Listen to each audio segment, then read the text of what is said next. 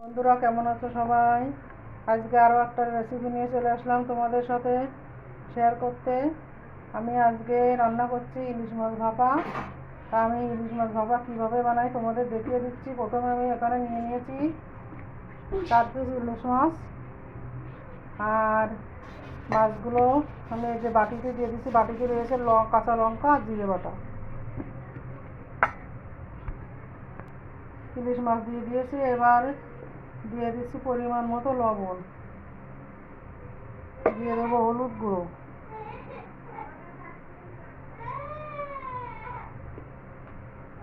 আর দিয়ে দেবো গরম মশলা বাটা।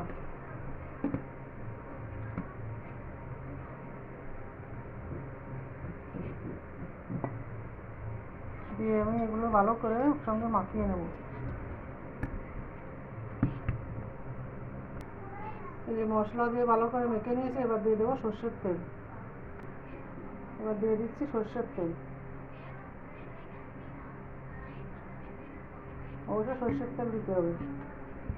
সর্ষের তেল না দিলে স্বাদটা ভালো আসবে না।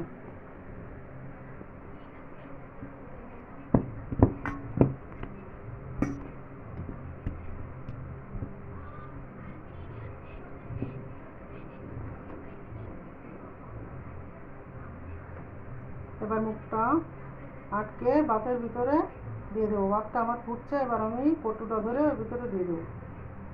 আমি কটু মানে যে টিফিন বাটি নিয়েছি। এবারে মুখটা আটকিয়ে দিয়ে দিচ্ছি।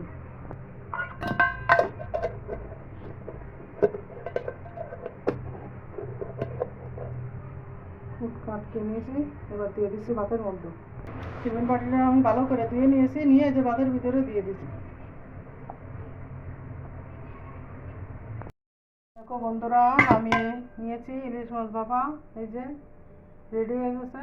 তা আমার ইলিশ মাছ ভাপার রেসিপি কেমন লাগলো সবাই বলবে।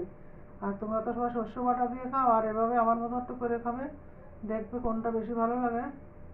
গরম ভাতে ইলিশ মাছ ভাপা এভাবে করলে কিন্তু দারুণ লাগে খেতে। সবাই ভালো থেকো, সুস্থ থাকো। আজকে ভিডিও এই পর্যন্ত।